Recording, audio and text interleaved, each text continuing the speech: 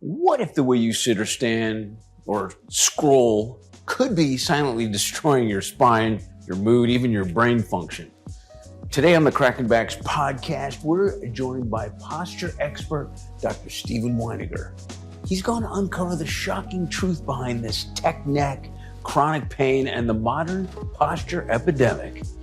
From the myth of perfect posture to cutting-edge research on posture awareness, Dr. Weiniger is going to share life-changing tips you can start using today. Sit up and don't listen too close. This episode might change how you move through your whole life.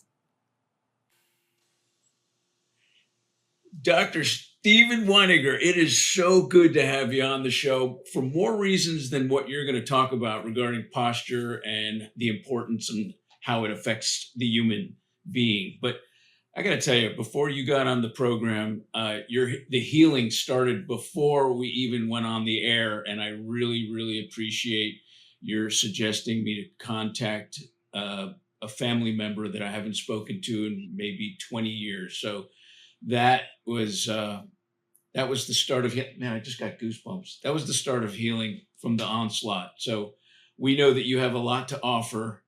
And I want to hear how you started out as a chiropractor and now became the posture king. You know, but before you even said that, Spencer, off air, you said about the healing and Stephen lit up. It was like you were talking about how it just made your brain and body feel. And I even saw you change posture and him change posture. And Stephen lit up and was about to say something. So, and that's when we cut it. We go, we have to talk about this on the air because when you hold grudges for long periods of time, it can affect your health in so many ways. And Stephen, can you elaborate what you were going to talk about? Well, first, I'd like to back up to say what I was saying before to clarify, because I think the context of this from whatever your belief about the universe and the world that we live in is, coincidental being coincident occurring at the same time or across time. The coincident that Spencer asked me about was if I've spoken to his family member lately, am I still speaking to him? And as it happens, I speak to his family member once a month because we're in a club and we have dinner together.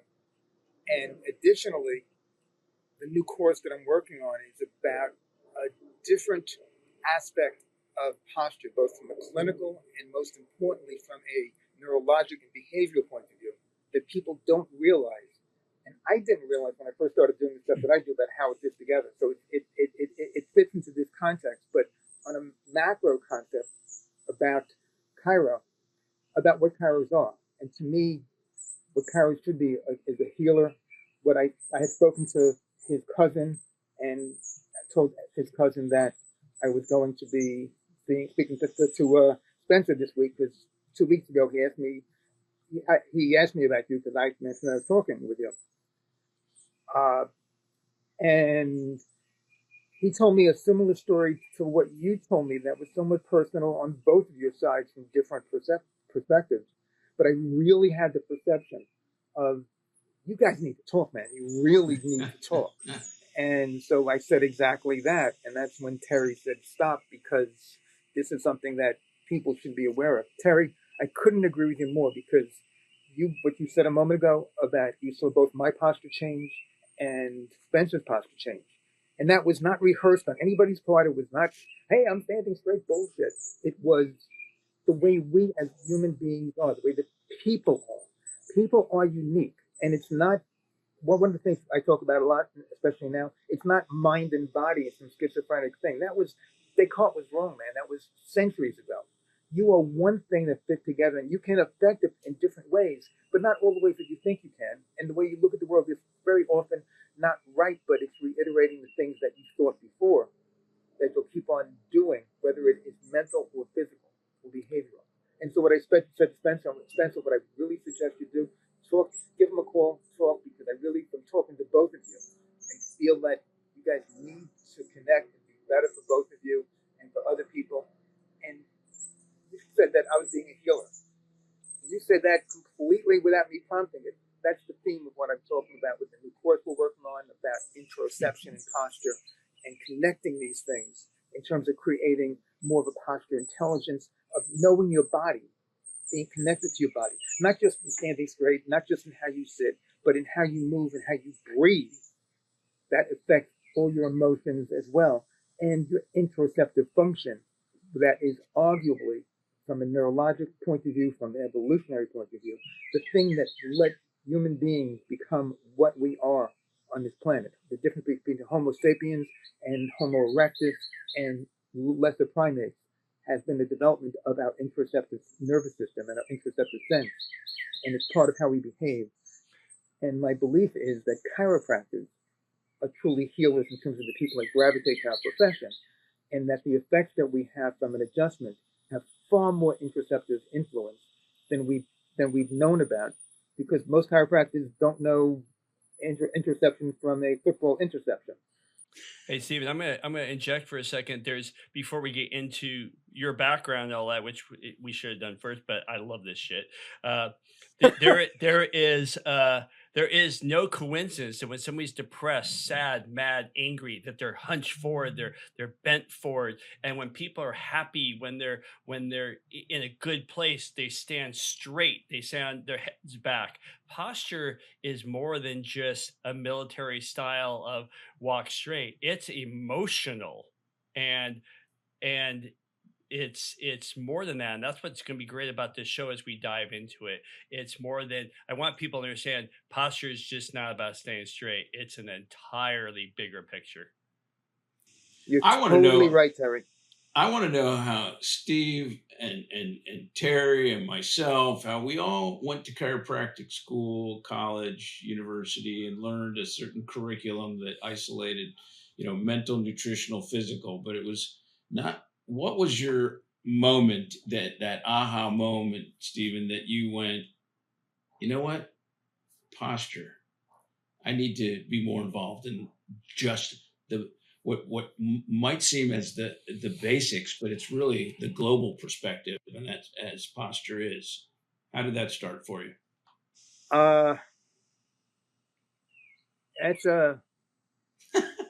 It's an interesting question, because I could take it back to chiropractic school. I could take it back to getting bar mitzvah once upon a time. I want to hear about the bar mitzvah part.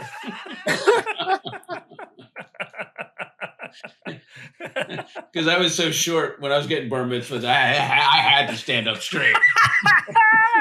That was it, man. That was it. I did not want to go there. So I'm glad you did.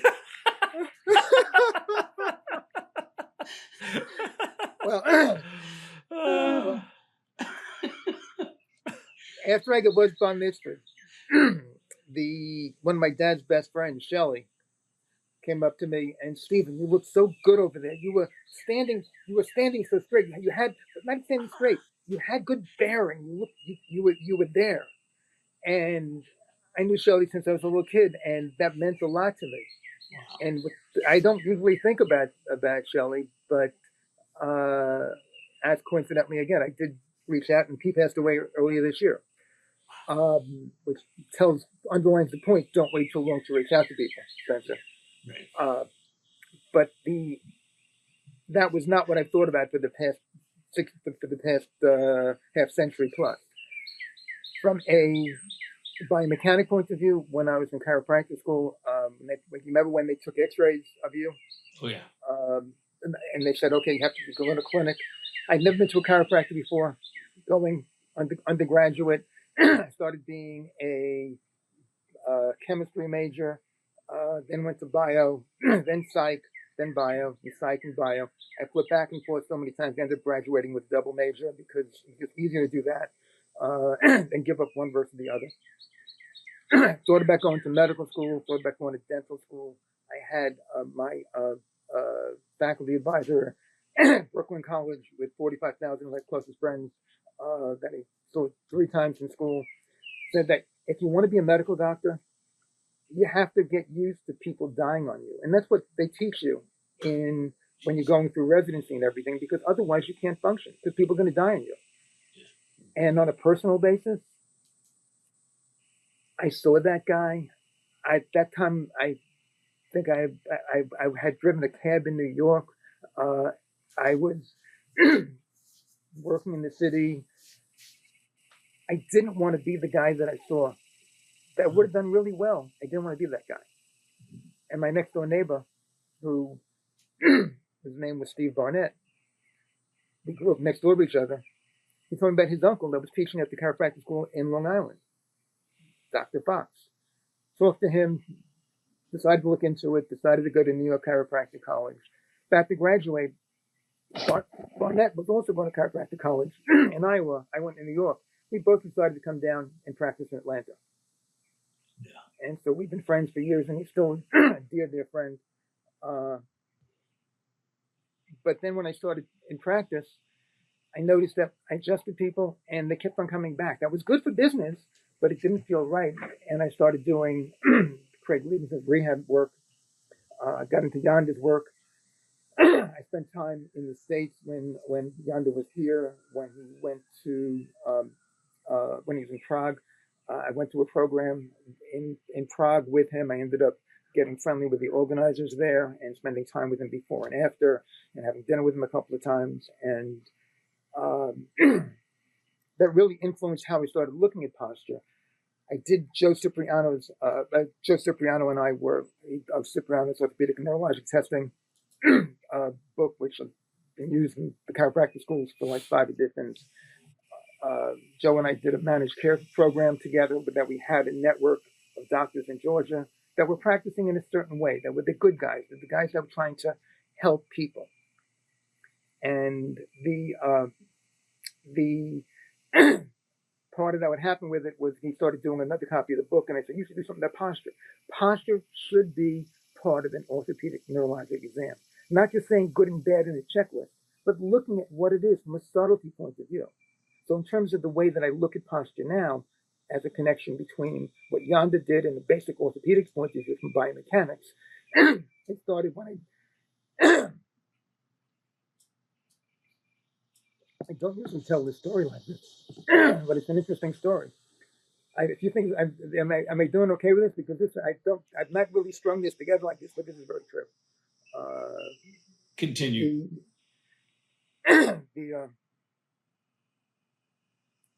I said you should do a chapter about posture, and he started doing one, and he said what I think of it, and I said it's derivative. You're copying stuff that PT's been saying for years, and it's not to me what chiropractic is about.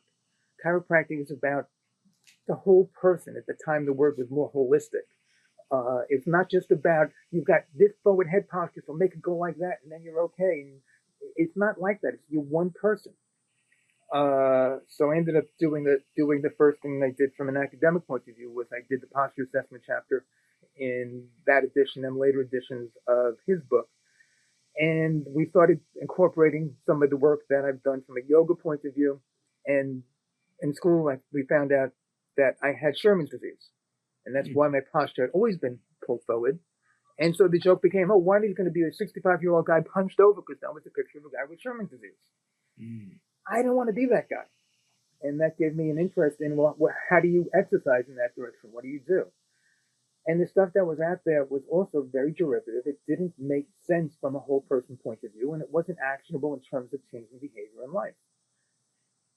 We started putting some things together to make a long story short. I started implementing things in my practice. Some of my friends came to see me. They started doing some things in different directions because I was getting a reputation in the practice for doing that.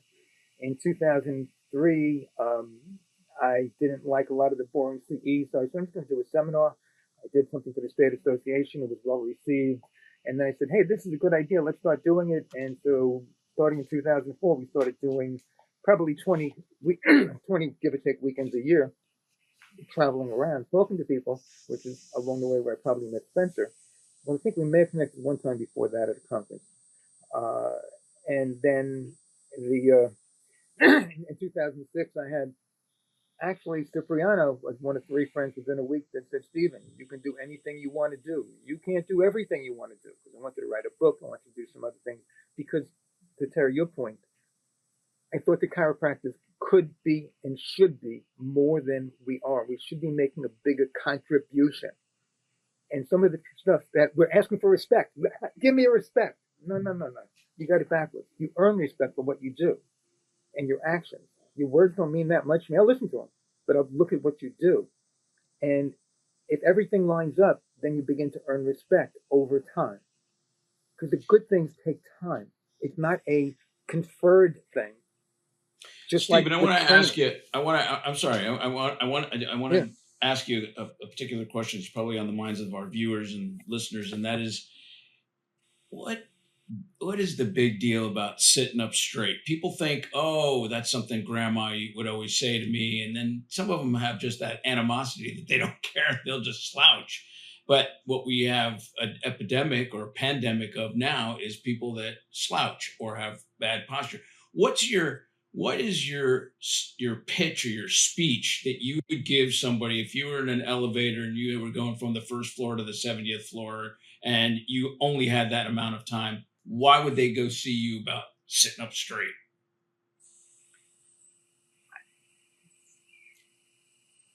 You have 10 more seconds left. I give them 2 points. Was that? No, you have 10 more seconds left. At the 70 floors, 10 seconds? No. It's not that fast. I was thinking when I used to work delivering lunch in high rises in Manhattan. Okay, to get up to the 70th floor is probably about 45 to 55 seconds. So that makes more sense. Long. It's like a fucking rocket ship underneath your ass. I was without any stops. I was deciding whether to hit you with 1 point or 2, and I said, you know what, I'm going to hit you with 2 points. So if I have that, and Spencer set the timer on me, be my guest. Okay. You don't understand what posture is. Your posture is how you balance your body. It's how you're balancing the mass of your body. And if you're balancing your mass with your head like this, we'll do this right now. Your head like this and your shoulders like this. Take a deep breath in. Notice how much air you get. Okay? Now, stand up tall, shoulders up, back down. Lift your head, look straight ahead. And now, take a deep breath in. Which one gave you more air? Posture affects everything in how you do, beginning with how you breathe. And when you stop breathing, bad things happen. Spencer, what's my time? Oh, I shut it off because I thought that was really ridiculous. You have all the time in the world, Steve. 15 seconds. Steven, you made it to the 40th floor. Well, in that case, I can keep on talking. You got 30 more floors to go. But Steve, let me ask you, here's a common problem, though. People will sit up straight and then they kind of melt back into that position again. Spencer, I have been at FCA talking on one of their conferences, and when they have the big one in Orlando, and the national people there, right? Yeah. And you walk up, Dr. Stephen Weiniger, and you're looking at the audience, and you can see the first couple of rows are lit up. After that, there's 1,500 people in the room. You can't see them, and it's different when the lights are on you than in a regular classroom. Right. I'm Dr. Weiniger. I'm here to talk about posture, and you look at the first people in the front. It's hilarious. They all go like this. Yes. They all do that. In every class I've ever taught, when you first stand up and stand, when you put their attention on posture, yep, I know it's like this. They're standing stupidly half the time, but it's their perception of what they're doing. And these are doctors. Patients are worse. Maybe not. I've not looked at that hard enough to be authoritative on that. But what happens in the game that Stephen plays myself with it is that, okay, this is going to be about 15 seconds. I'm counting that in the back of my mind. And you can see right around the 15, 20-second mark, they're all going like this. They're all going back. Because you're not supposed to be thinking about the posture all the time. Someone that was thinking about the posture all the time is insane. Your brain, that's not what body and brain are supposed to do together. However, from a qualitative point of view, if you do something like exercise and you move your body in a certain way, you start to do it in a reflexive way. You forget the training. If you're throwing a football, if I give you a football and say throw it, you may throw it like this, like a basketball. You don't know what to do with it. If I show you how to hold it, you're going to throw it in a lot of ways that are stupid, that are not biomechanically intelligent. If you teach me 1 or 2 things at a time and then link those together, I'll be able to do it better, especially if I practice, and especially if a coach is helping me to refine those motor patterns. In modern society, we've learned to sit. And the problem with sitting is it falls the body.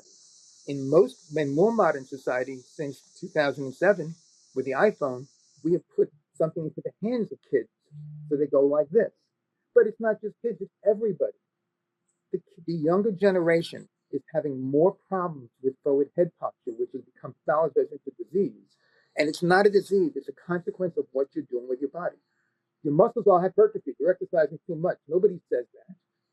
You're training your body to move in ways that are against your body's lasting longer. And from an evolutionary point of view, once you're done making babies, it doesn't really matter to evolution and genetics.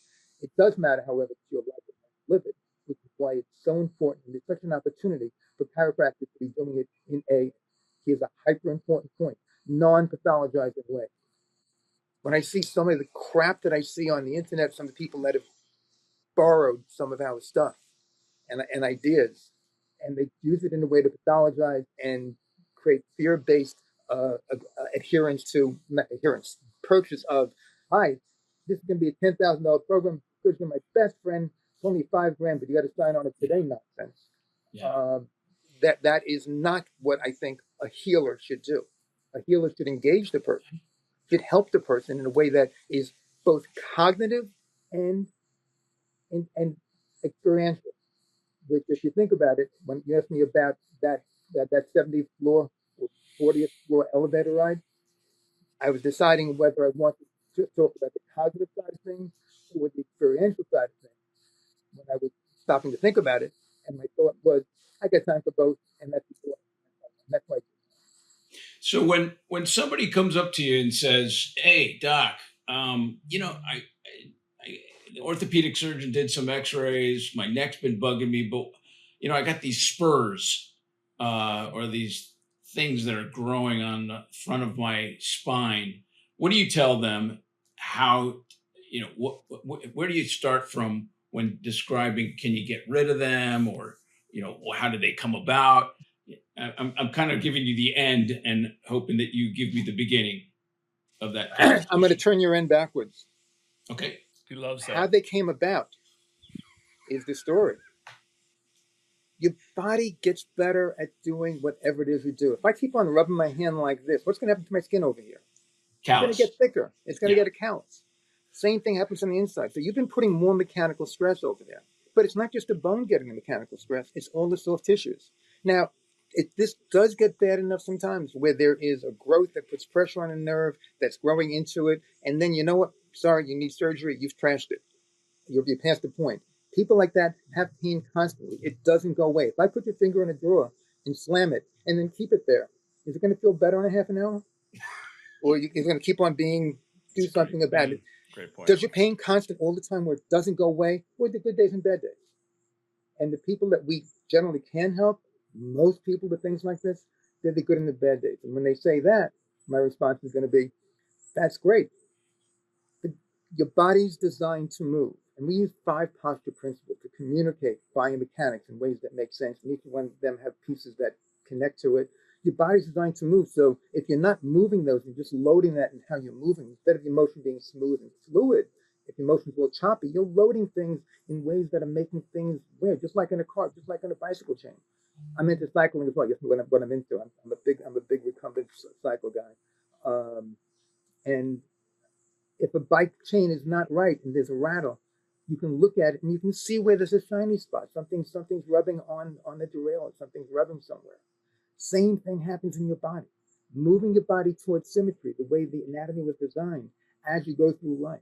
Once you're done having babies, evolution doesn't care about you.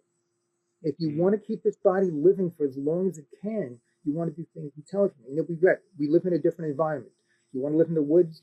God bless you. But there's trade-offs in a negative way in that direction also. We're living in a new world now. And part of that, I believe, should be creating an awareness of posture and making posture a part of a normal exam of looking at someone's posture in a way that's clinical and standardized. And then B, having public health things that enable people to help their own posture to some degree, to be aware of it. And C, having doctors that work with patients that do that with that kind of an effort to help them when they're not moving well by unlocking something, by teaching them how to move well, by helping the person to realize if it's not moving well, what do I do with it? And to work with them to unlock, to facilitate motion, and to then retrain that. To, in other words, be a healer from a postural point of view. which All right. affects body and mind. And Terry would said before, completely true. We can talk about that later. I'm being rude, talking too much. No, I want to get to the point where the rubber meets the road here. So if we get it now, what I understand and what I tell patients is if we look at you from the side, your ears should be balanced over your shoulder. That's all great and all, but from what I understand, and Dr. Terry shared with me,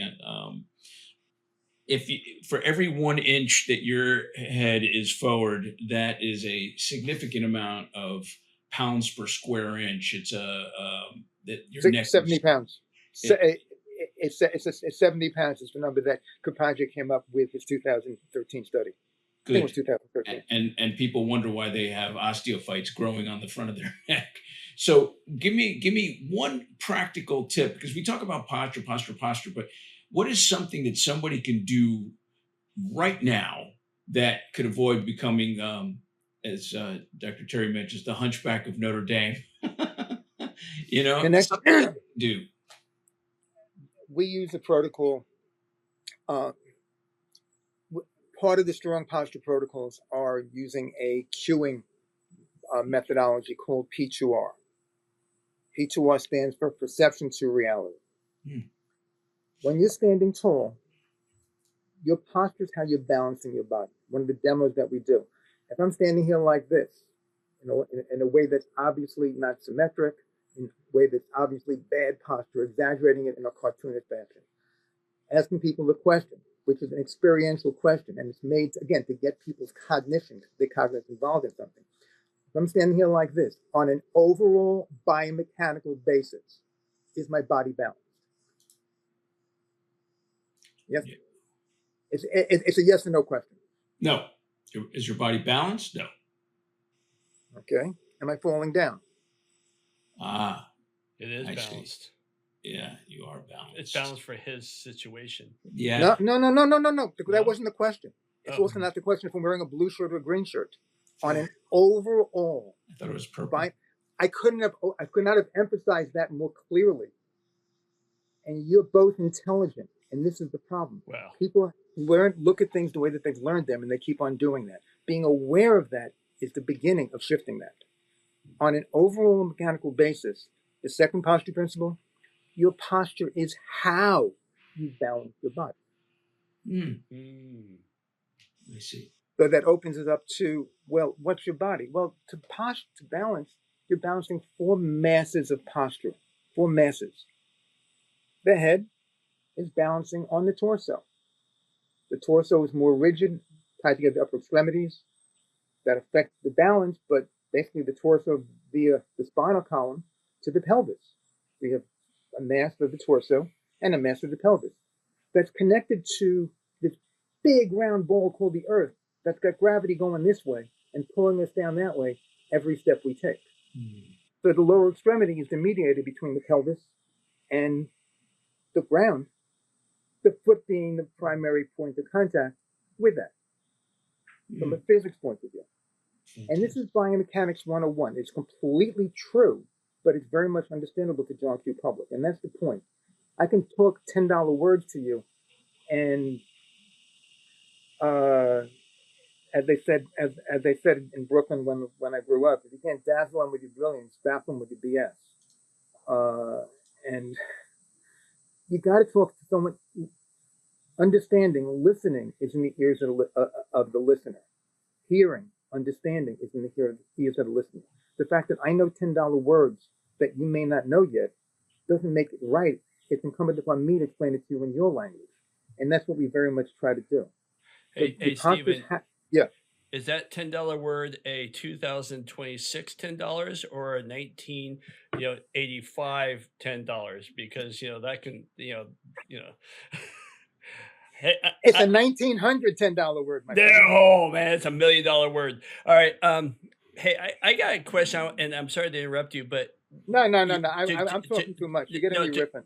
To go back, we were always raised with, and we talked about this earlier, the military style, sit up straight at the dinner table. And then we started seeing posture shirts and posture braces. If you sit in front of a computer a long time, you have to wear a brace that holds your shoulders back and all that. And then we start hearing doctors and Jonda and all these different talking about, well, posture is whatever your body's in at the moment that's balanced, you know, and fluidity and motions, lotion, and all that kind of stuff. So, how has the word posture changed over the decades you've been in practice? And what's the bottom line? Is what is the perfect posture? Is it whatever your body's in at the moment? I need to clarify some assumptions that are implicit in what you said, my friend. Perfect. That being one of them.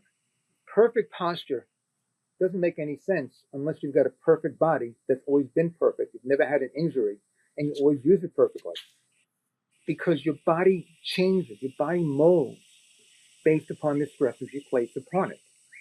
So simply saying, well, mine is good enough the way it is because it's what I do, is accepting the consequences. You can choose actions, you can't choose consequences. The question that I didn't get to answering was, what can people do? Find a wall and lean against it and get their torso and pelvis vertically aligned against the wall. Let their feet come out so they don't even touch the wall as much as they need to, and then hold their head level and try to push their head back to the wall and take 5 slow breaths using the core. Because that very, very first intro to posture exercise is creating a connection between the reality of the wall's vertical, therefore if my torso and pelvis are touching it, torso and pelvis are vertical. Taking my feet away from the wall lets me disconnect the type psoas problem that is epidemic in our sitting society for obvious reasons, and get a more accurate perception of if my head is level. And it's hilarious when you do that with people, because you'll notice that they'll be leaning against the wall and they're pushing their head back to the wall so they can be touching the wall because they intuitively know that, okay, my head should be touching it too. But the head is in 40 degrees of extension. If you make them get the head level, they say, well, it doesn't go back that way. That is the resting posture is where your body can be. And the most aligned that it can be from a static restraint of the length of the kinetic chain, each joint point of view, is what is good it's good for you. You don't want to be pushing it past what your body can do because it's outside of your functional range. If something's outside your range of motion, there's another phrase to use. It's not just range of motion, it's range of control. If it's outside of passive range of motion, it's certainly outside of your active range of control, unless you're using ballistic motion to push it into it, in which case you are going to get an injury because the joints are not made to be bounced off of at end range. So in terms of the question that you started asking, what's good enough? Good enough is when you're functionally able to balance with symmetry and perceive it the same way. There's a really easy thing to do it, and we just had a paper published in Frontiers in Neuroscience last year about this very thing. And we call it taking an interoceptive posture picture. And you don't have to buy anything expensive to do it. It's really easy. It's making somebody aware of their posture by saying, I'm going to take a picture of your posture and have them stand up straight. And we do it in front of a posture zone grid. Disclaimer, I'm talking about our company. But stand up in front of a posture zone grid from the front, take a picture. From the side, everybody does that. But that process makes them aware of their posture, and then add 1 more piece, 2 more pieces. Great, Mr. Smith. Mr. Barron, stand tall, Dr. Barron. And now, stand tall. Keep on standing tall. I put your attention on standing tall. Great, keep on standing tall. Now raise your left leg so your thighs parallel to the floor. And then, when they get to the point of standing tall, click. Do it in a standard amount of time. Great, put it back down. Do it the other side, click. Because what you've just captured is a snapshot of the pattern that the balancing, that's what posture is, how you balance the 4 zones of mass of your posture, the 4 posture zones, where your head is compared to center line, because the feet were center line to begin with, and your head is center line this way in one picture and that way in the other picture. That says something about the posture, about the pattern of your posture. And then working with them to strengthen that by strengthening one leg balance on each side with that posture awareness, with standing tall. And that's the first exercise that we teach. Standing tall and balancing on 1 foot. Did that answer your question? Absolutely. Does that answer all the questions that I've been skipping over? No, that's perfect. And when we first started this show, we were talking about a family member, and then we talked about posture and all that kind of stuff. So I want to circle back to that. In your opinion, can we fix the person's posture if their mind's not in the right spot? Meaning the brain can affect that, right? Everything is a two-way street. The other way to look at it, which is true, and which is one of the things that we talk about in our course, that is not done yet, but hope to have it done by late third quarter, please. I hope.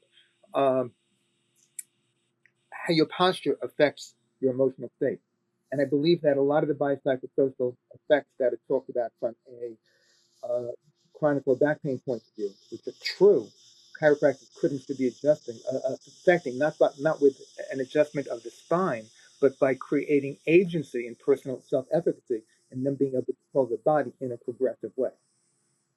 And this is one of the opportunities that I see for the profession. This is one of the things I've been working for.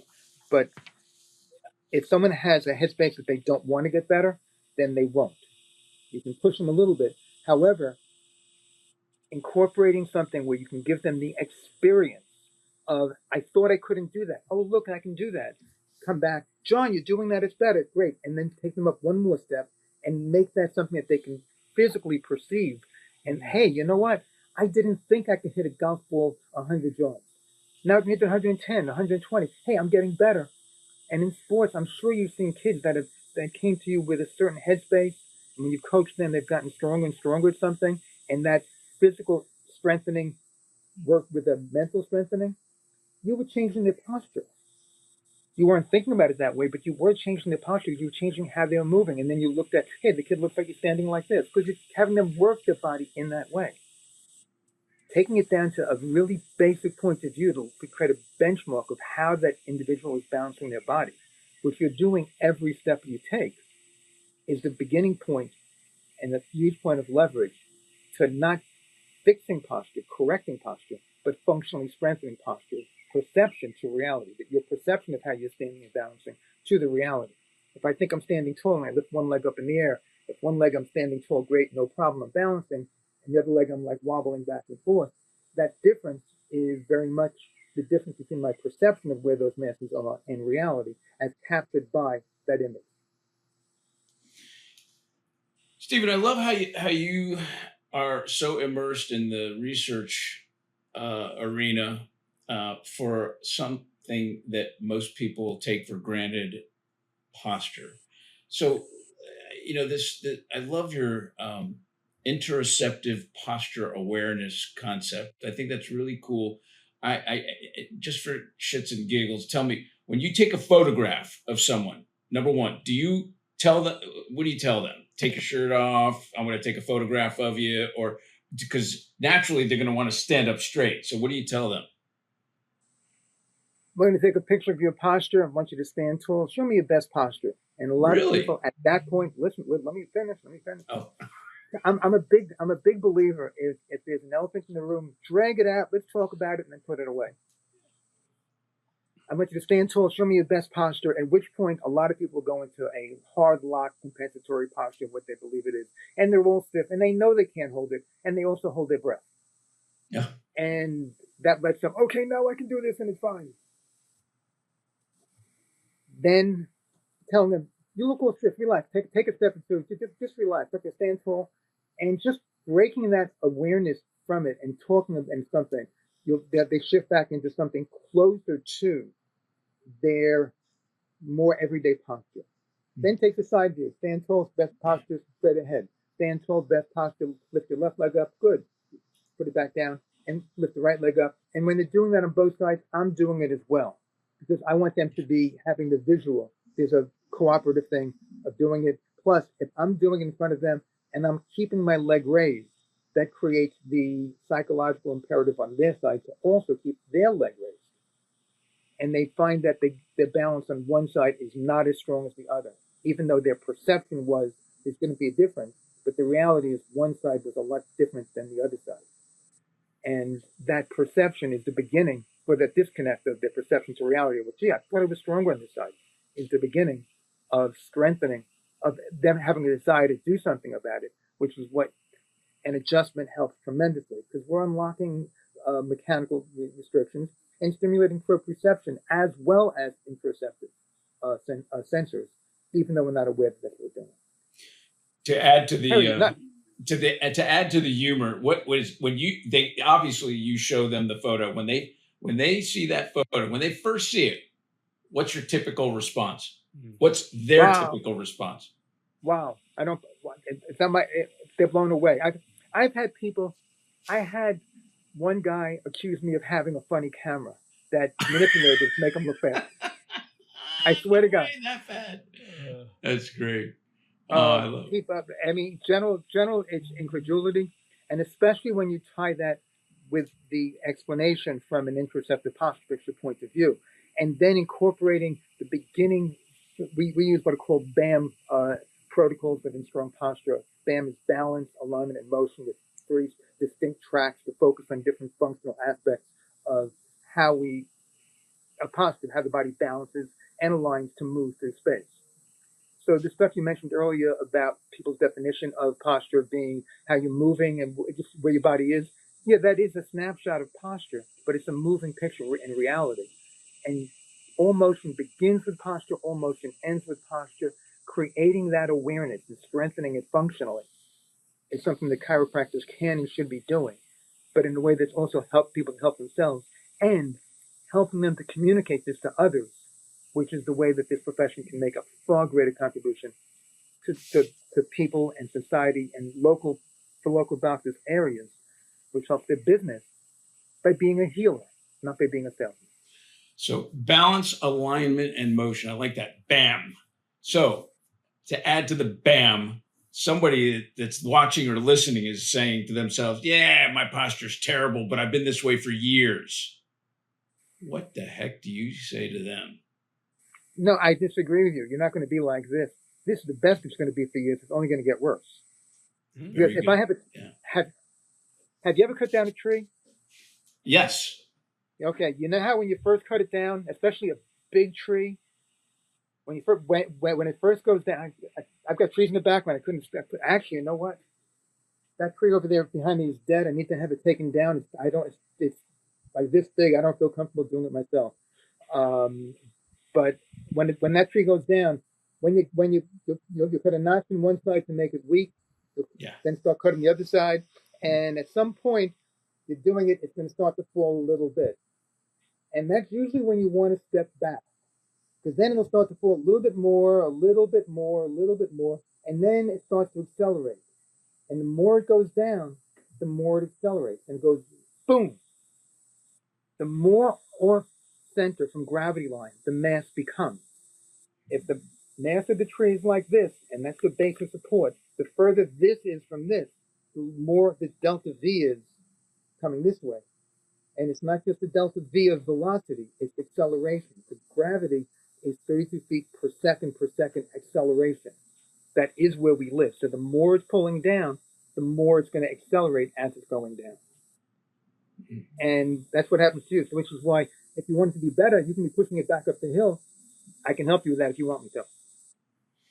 So, okay, so let me ask you something, because there are people who they grow into bad posture for various reasons, but a lot of times what we'll see is somebody who has like a unilateral injury, maybe in the weight bearing, like a hip or a knee pain or an ACL tear, and they start shifting their weight.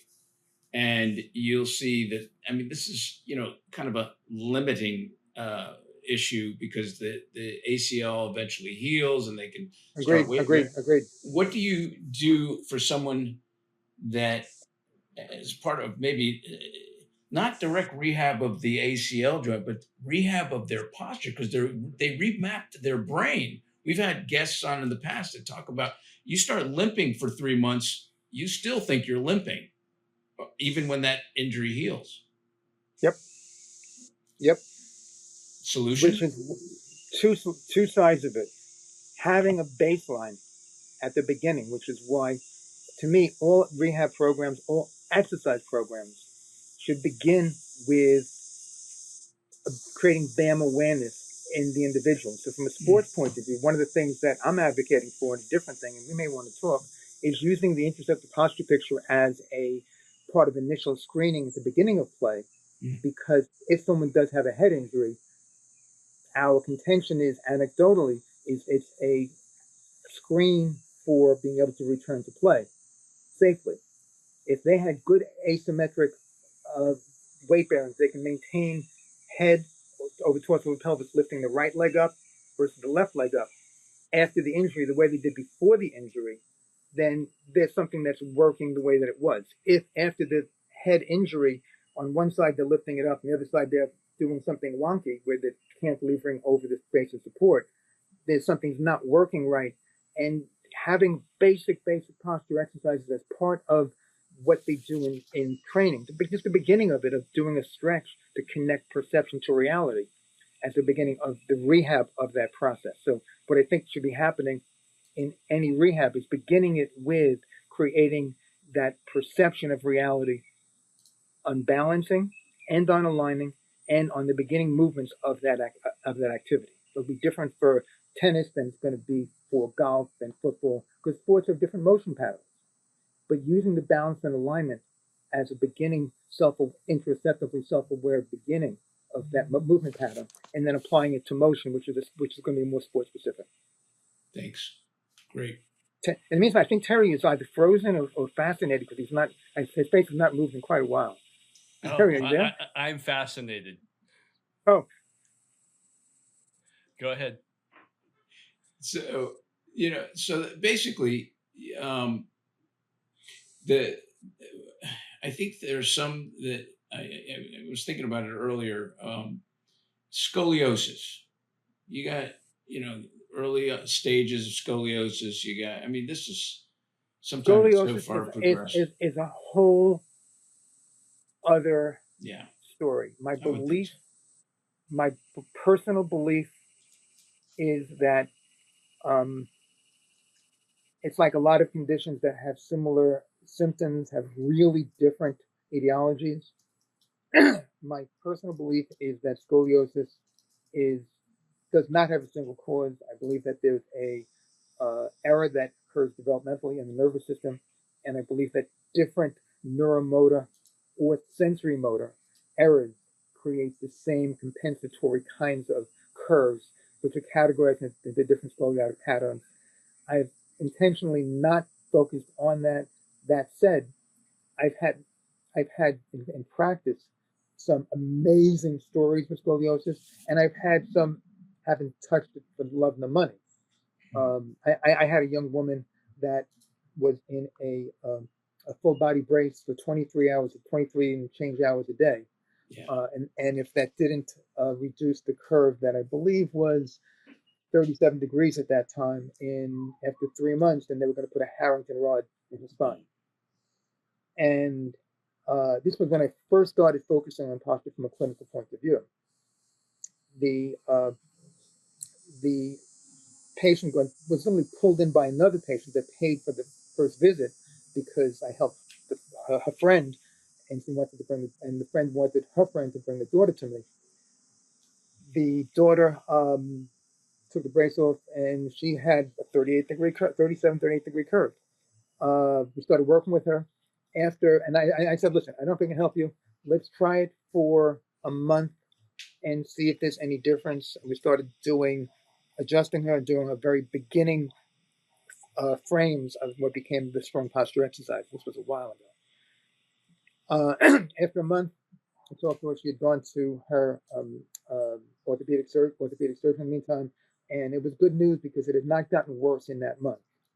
And when she came in, when I was talking to the girl said, one thing I've noticed though, the brace, I was getting all these rubbing things on my right hip, and it was like all red and raw. And the mother said, oh, you're right, it's red now, but it was like getting all these bruises there, and it's not as red as it was. And it looked better. They had no insurance. We were nice to them, but they were paying out of pocket, and I was seeing her regularly over the next 3 months, and to basically see what happens. And to make a long story short, we saw she was 14, so I guess she was like sophomore, junior in high school. The last time I saw her, she was seeing her progressively less frequently. She was in college, and I was seeing her like every 2 weeks, every week for a while. Um, and she was this tall, willowy young woman that still had a 14-degree curve in her spine.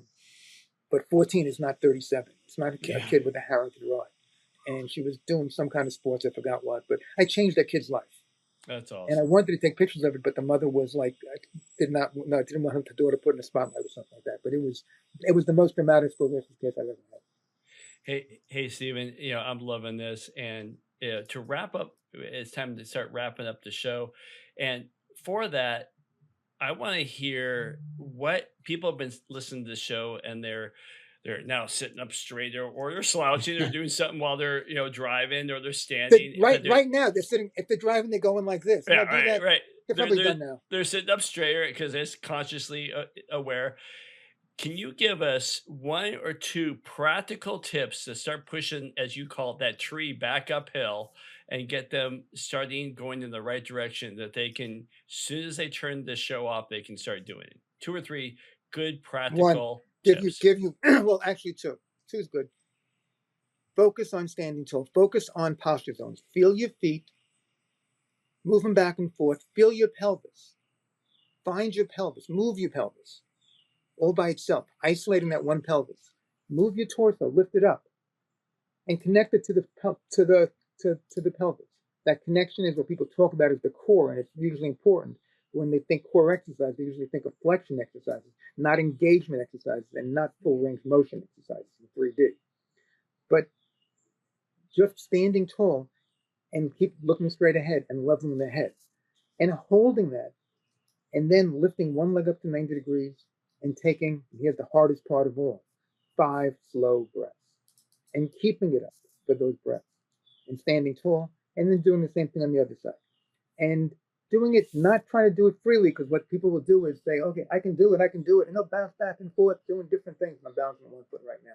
Or doing it with control, touching a wall if there's not a wall there, but if there were, and lifting one leg up and balancing like that and holding that for 5 breaths while you're talking. There's a difference between how it works, the kinetic chain balancing on one foot, when you're engaging it in that pattern. And that's why that one simple exercise, we call it a strong posture stork, makes the big difference. And strong posture is the name of our exercises, and it's what we teach with the things that we do. Brilliant. All right, people, time to stand tall and to breathe and to Be do happy. everything. That was fantastic, Stephen. Well, I actually, in terms of a plug for the things that we do, I should be doing something. I realize I'm talking, not doing what they tell me I need to be doing. But the strong posture exercises we started codifying in 2003 when we started teaching. In 2008, we published a book, Stand Taller, not tall, Stand Taller, Live Longer, a posture and anti-aging strategy. And that's on Amazon and other places as well. And it's Biomechanics 101, going over the 5 posture principles. Posture Zone grids available on posturezone.com or eBay or Amazon. The training that we do that is most important for doctors to get, you need CE. CESoup.com has our courses, as well as other people that practice in ways that we think are intelligent for where the profession needs to be. We're good for CE in almost every state, probably yours as well. If your state doesn't accept online CE, then it's not good. But the main course is posture, balance, and rehab, motor control exercises. It's my current course. We have a new course coming out that ties in interoception, but the current course begins the conversation about interoception and teaches the basics in practice. The doctors tell me, lets them start to do this in practice. Additionally, we also have posturepractice.com for our CPAP certified posture exercise professional certification. And from a public point of view, posturemonth.org for the public and telling people about posture. And we do the posturemonth.org May's Posture Month campaign. So that's the things that we do. Any questions? You got me an email. Sounds good. And for any other hot tips on relationship building, call Dr. Steve Weiniger. Anyway, thanks, Steve, for earlier, prior to our conversation. You know what? In truth, kidding aside, the good chiros are healers. Yeah. And I think that those of us that have the ability to influence others should be rallying around that as a direction and as a message to the profession as well as the world that we should be sharing about how we can contribute to our society to help people stand taller, move better, perform better, and live longer. Thank you, Spencer. Thank you, Derek. Thank you, my man. Enjoyed it, guys. Appreciate you, Stephen. Have a good one. Thank you. Thank you for listening to today's episode of the Crackin Backs Podcast. We hope you enjoyed it. Make sure you follow us on Instagram at Crackin Backs Podcast. Catch new episodes every Monday. See you next time.